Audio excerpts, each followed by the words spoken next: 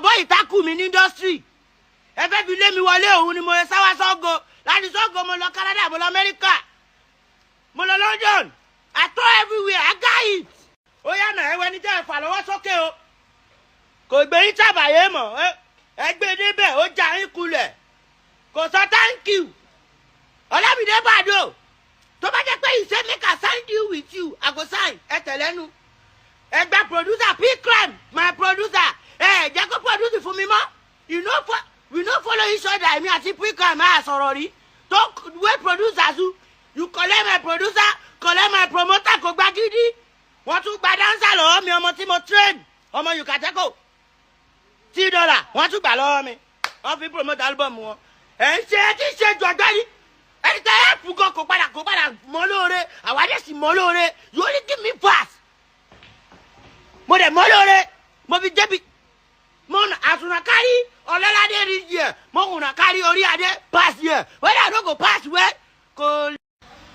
wọ́n ní kí ọlọ́ládé kó máa lọ wọ bàtà ńláńlá kó máa lọ wọ ṣú ńláńlá lóbi mi bring yahoo ṣú gbẹ̀gbẹ̀ bàtà yahoo àwọn aṣọ ńláńlá èèyàn kékeré tó wọ aṣọ ńláńlá my shoe ó tóbi lórí mi lọ àwọn aṣọ tí mo máa wọ àwọn ṣòkòtò tó máa ń fi ọ̀pá mẹ́ta rán ṣòkòtò nìkan ọ̀pá mẹ́ta ọlọ́ládé wà lọ́wọ́ fún ọ̀pá mẹ́fà rán tiẹ̀ ìṣe kọ́bíkọ́bí ó wọ ṣòkòtò ńlá èmi orí adé mo wọ fìlà ńlá mo wọ aṣọ ńlá kọ́ léèyàn ńlá o mo gbé yín débẹ̀ ní ìrírí sí ìtàdúdájọ́ òun làwọn ṣe ń wọ bàtà ńlá làwọn sún gbẹgbẹ bàtà yahoo kọ́bíkọ́bí nìyí you hate my promoter kò gba gidi ọ̀pọ̀lọpọ̀ jù nàìjíríà àtọk ìwọ sọ pé wọn náà tún pọlọpọlọ kò gba gidi ọ̀pọ̀lọpọ̀ sọpọlọ lọ́wọ́ ló fún mi ní tí mo para ìsango ni ọ̀gbẹ́ni mo make ẹ ni mo para sílẹ̀ I'm a hero I'm a king in my hometown I'm a king fuck you post your hometown gbogbo ẹyin lè bá ní o.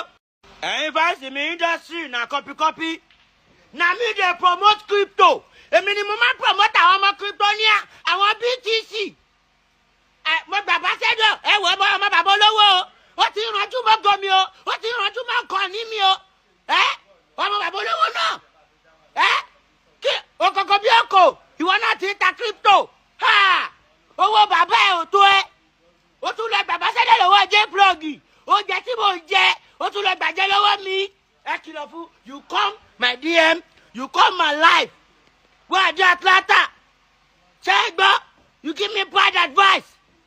You want me to miss road? Thank God. Mo gbowó Tony. All their branches, all the abáṣẹ́lẹ́sìpù tí mo gbà. Ẹ máa rí wọn lọ́dọ̀ wọn. Ẹ̀dẹ̀nẹ́ ti lówó with your 10 Ferrari with your gbogbo owó 100 billion shares. Àwọn owó kékèké ta tún gbà lẹ́ tún bá wa dù. You dey for me? J-Plug, ó ti bẹ́. So, I promote you from Sango to Ikeja. Láti Ikeja, Wọ́sọ̀dì, Lọ́lẹ́kì. Your one room shop. Now me promote them. Where you go? Rent. Paradise for Lekki. Okay, now. You see, Lemon. I'm a bolo visa ambassador. What a beauty. So, if you see the video. So, the video not see to so, I want to see crypto on tag. You want to see go show him up. You don't have crypto. And you go flat Grammy.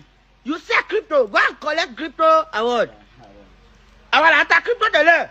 Kryptonia èmi kọ́kọ́ bò pọ́pọ́tà ọmọ oró náà ó ti rí pa ọmọ àdúgbò ó ti ọlọ́ ń ganu sí ambassadorship mi they will just come our live under our page gbogbo àwọn olówó tó fún wa ní nǹkan gbogbo àwọn olówó tó ṣe nǹkan tó fún wa lábàṣẹ́dọ̀ lẹ́yìn máa lọ ṣáàtì létà ẹ̀bẹ́